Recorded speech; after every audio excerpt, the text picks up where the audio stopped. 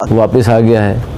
अब जो main issues थे जो ये बल्दियाती इलेक्शन हो जाते वहीं से डिस्ट्रीब्यूट हो जाए, इसलिए कि थी तो ये सारे काम हुए मुंतकिल हो जाएंगे अगर सबको तादाद से। क्या आप नहीं समझते कि अब भी एमक्यूएम बात को नहीं समझती कि कराची के मसले का हल एक अलग एडमिनिस्ट्रेटिव यूनिट बनने पे है? हमने तो पूरे पाकिस्तान में बाकायदा कानून साजी के ज़रिए वहाँ पर बिल डाला कि सूबे बनाए जाएं।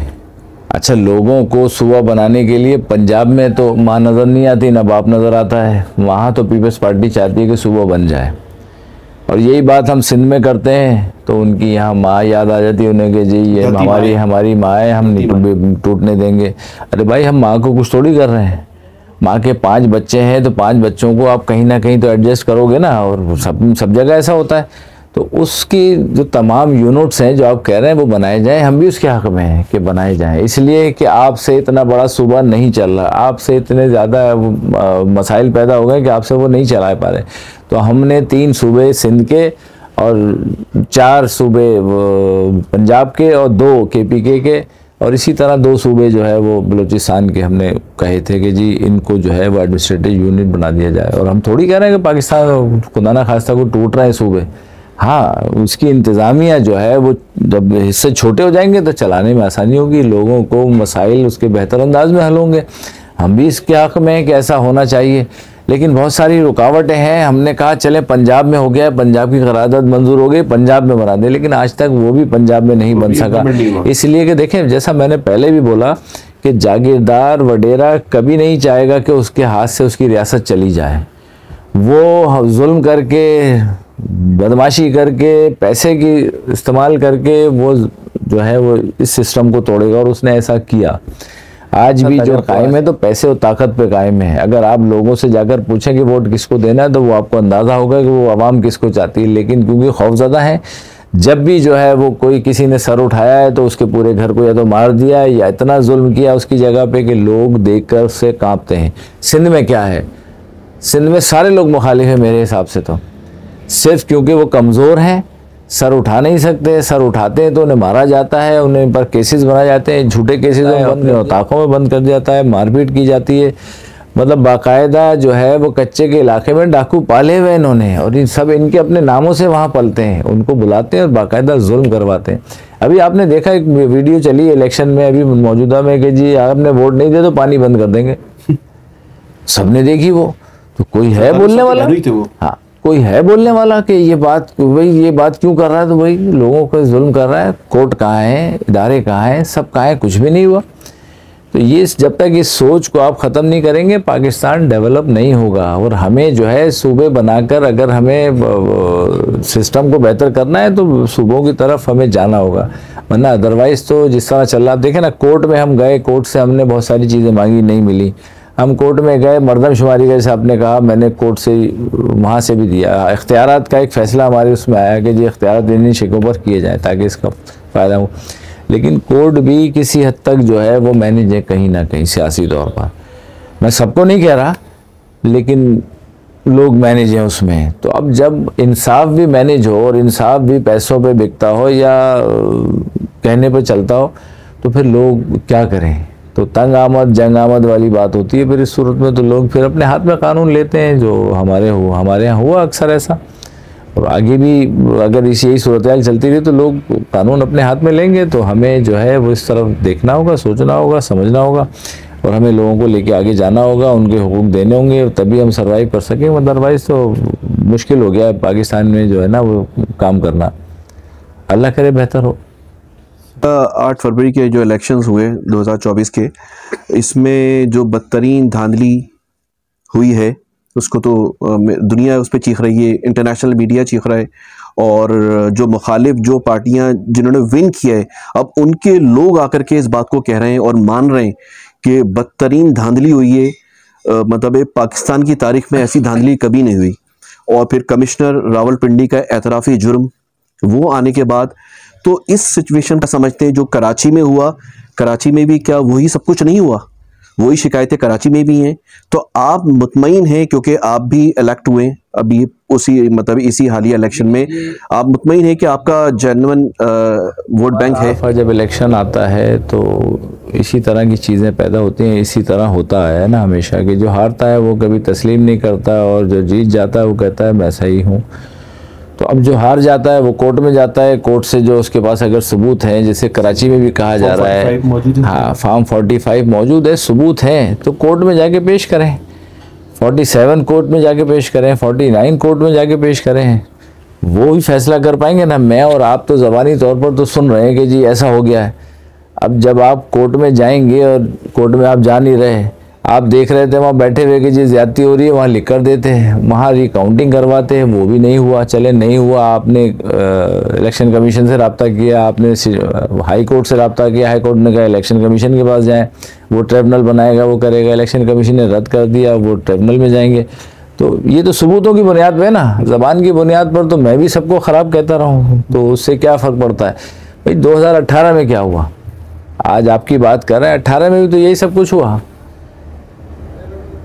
तो लोगों को पूरे पाकिस्तान में ऐसा किया गया, अच्छा, पूरे पाकिस्तान में ऐसा ही हुआ, जो आज हुआ है इससे पहले भी ये सब कुछ हुआ है, लेकिन क्योंकि 2018 किसी और के फेवर में था, 2000 जो है वो 23-24 जो है वो किसी और के फेवर में चला गया। तो ये चीज़ें हमेशा होती आई हैं, मतलब इसे हमें समझना होगा कि ये सब चीज़ें हैं क्या और कहाँ से हैं और कैसे हैं। तो जब तक इस चीज़ों को नहीं समझेंगे चीज़ें इसी तरह रहेंगी। अब इसमें होता ही है कि देखें PTI हार गई है ना, बिल्कुल ठीक है जी, वो उसके साथ ज्यादती हुई है, उसके उठाया, उसे बंद कर दिया है, किन केसों में डाला, क्या डाला, वो अपनी जगह है, लेकिन ये कि सिंबल भी छीन लिया गया। सिंबल के अलावा भी अब नहीं चलाने दी गई, कैंपेन नहीं चलाने दी गई, कैंप भी नहीं लगे, कैंप लगे भी तो उन्होंने इधर उधर से कर लिया। तो ये सब चीज़ें जो है पाकिस्तान में मुस्तकिल होती आ रही है ना। अच्छा आप देखें, हम अपनी गलती तो कहीं तस्लीम करते नहीं, अगर इमरान खान से हुई है तो उन्हें भी गलती तस्लीम करनी चाहिए, मुझसे ये गलत हुआ है, आगे बढ़ते हैं और शायद कुछ बेहतरी आ जाती, चीज़ें मैनेज हो जाती, या जो मैनेज करके लाए थे उनसे इस हद तक ना जाते कि जी इस नहज तक हम चले गए कि चीज़ें जो है वो हमने जो है वो लोगों पे हमले शुरू कर दिए, घरों पे हमले हो गए। अब उसमें भी बहुत सारी मुतज़ाद है, मैं सामने तो नहीं बैठा, लेकिन जो कुछ टीवी में चल रहा है वो आपके सामने। इससे पहले नून लीग के लिए चलता रहा, उससे पहले पीस पार्टी के लिए चलता रहा। तो ये सब चीज़ें होती रही हैं हमेशा और ये होती रहेंगी। अगले 5 साल में शायद हो सकता है उनसे कोई बातचीत बन जाए तो आगे वो लेकर भी आ जाए। तो पाकिस्तान की सियासत तो इसी तरह चल रही है और इसी तरह चलाई जा रही है। हम तो सिर्फ मखसूस एक हिस्से में आते हैं जहां हमारे पास इतनी ताकत नहीं आती कि हम चेंज कर दें। अगर हमारे पास ये ताकत हो कि हम तब्दील करें तो हम तो बहुत कुछ इस शहर के लिए और इस सूबे के लिए करना चाहते हैं और हमें भी मौका मिलना चाहिए। लेकिन क्योंकि तादाद इतनी नहीं है कि हम वो तब्दील कर सकें तो फिर हम हुकूमतों में कोशिश करते हैं कि एडजस्ट हों, लेकिन वो भी लाजमी बात है कि पीस पार्टी की मर्जी से ही सारी चीज़ें होती हैं, तो वो शायद उस हद तक नहीं हो पाती। मगर वसीम भाई, इससे पहले मेरे ख्याल है इस तरह के एतराफ़ात मतलब है कि जो ब्यूरोक्रेसी के इस लेवल की मतलब एक आपको एक कमिश्नर रावलपिंडी जो कैपिटल है जहाँ पे मैंने आपको सबूत है वो एक्सेप्ट कर रहे हैं, कह रहे हैं कि हमने 80,000 जिनकी लीड थी उनको हरवाया है और जो हार रहे थे GHQ से कहीं नहीं चला। नहीं मैं ये नहीं कह रहा, मैं ये कह रहा हूँ कि इतना कैपिटल देखें जिसने ये बात बोली ना वो एक तो सबूत भी नहीं दे सका, दूसरे कि अपनी बात से अब दोबारा से वो वापस आ गया है, अब वो नहीं कर रहा बात। तो या तो अब मैं बात कर रहा हूँ तो मेरे पास दलील हो, मेरे पास सबूत हो, तो मैं उस सबूत की बुनियाद पे करूँ कि भाई एक कमिश्नर का मेरे हिसाब से तो इलेक्शन कमीशन के सिस्टम में ताल्लुक़ ही नहीं है कि वो कह रहा है कि जी मैंने बना के दिया, उसका ताल्लुक़ ही नहीं है। आप देखें इलेक्शन उठा के देखें तो DC और इलेक्शन सिस्टम जो है ना वो काम कर रहे होते हैं, इस सिस्टम में RO DRO वही बन रहे होते हैं, कमिश्नर का इसमें इन्वॉल्वमेंट ही नहीं है। कराची में आप देख लें कहाँ कमिश्नर था, तो वो कमिश्नर कैसे बयान दे रहा है, किससे लेके बयान दे रहा है, ये तो वो उसने बताया और उसने अपनी बात को जो है वो खत्म। ब्यूरोक्रेसी के तहत इलेक्शन हुए हैं सर, क्योंकि जुडिशरी ने मना कर दिया था कि हम इलेक्शन नहीं मैनेज करवाएंगे, इस दफ़ा ब्यूरोक्रेसी के अंडर इलेक्शन हुए। नहीं, ब्यूरोक्रेसी ROs जो है वो वही थे, कोर्ट से लेते थे, लेकिन अब इस दफ़ा जो है उन्होंने DCs को जो है वो DRO बनाया उन्होंने, तो इस वजह से वो कमिश्नर के अंडर थे वो। हाँ ऐसा ही है।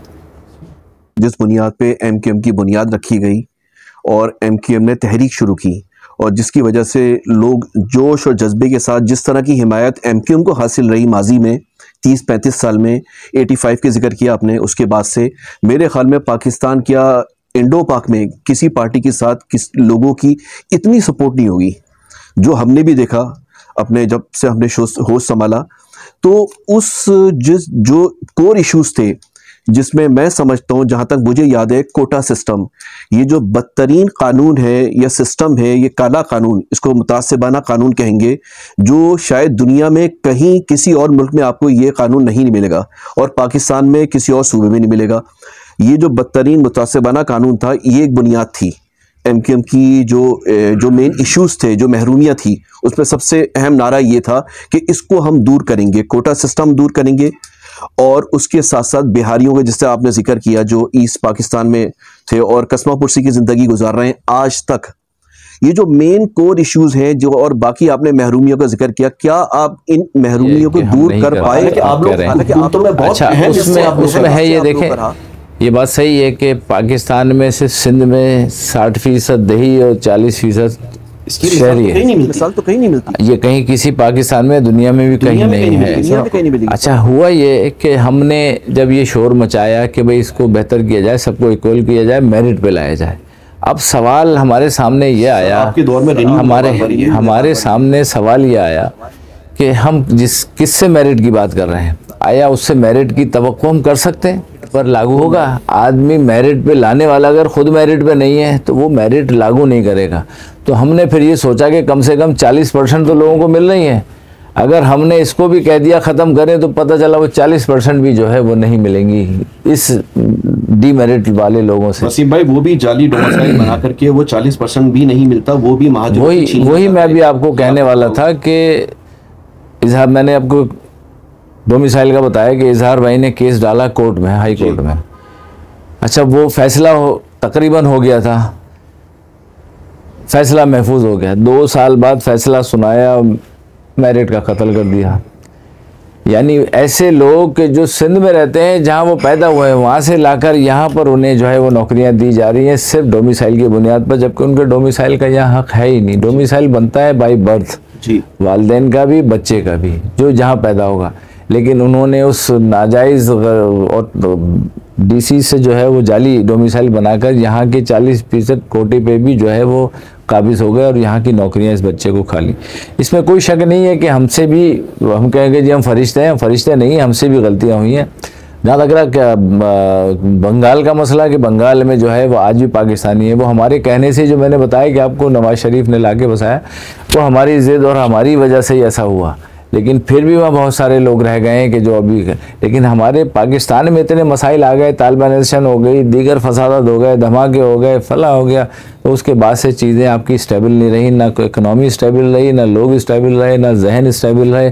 फिर जागीरदार वडेरों ने उससे फ़ायदा भी उठाया और उन्होंने उससे फ़ायदा उठाकर सारा काम किया, तो ये चीज़ें इस वजह से भी बहुत सारी पीछे हो गई। अच्छा, फिर स्टेबिलिटी देखें ना, अगर मुस्तफ़ा कमाल का दौर ख़त्म हुआ था, फ़ौरन ही अगर बल्दियाती निज़ाम आ जाता या बल्दियाती इलेक्शन हो जाते तो शायद आज शक्ल जो है कराची की कुछ और होती, वो और किसी और तरफ निकल जाते हम।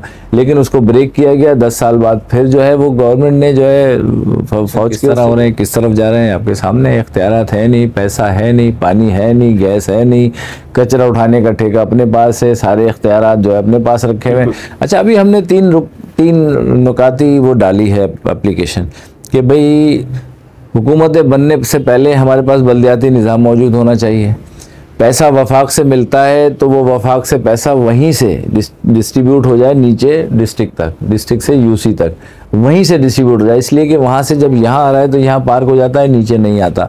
और फिर करप्शन इस हद तक है कि जी वो 5 लाख अगर उन्हें मिलता है तो 5 लाख में से आधा तो वो 2 लाख तो वो अपनी जेब में ले लेते हैं, बाकी 3 लाख उसे देते हैं, वो तनख्वाह में 2-2.5 लाख रुपए उनकी अपनी यूसी की तनख्वाह में चला जाता है। वो काम क्या करेगा? 40-50 ही वो कहता है मेरे लिए बच रहा है तो मैं रोक लूँ, कहीं ना कहीं करप्ट हो रहा है। तो ये वो चीज़ें हैं जो लोगों को इंसाफ नहीं दे रही।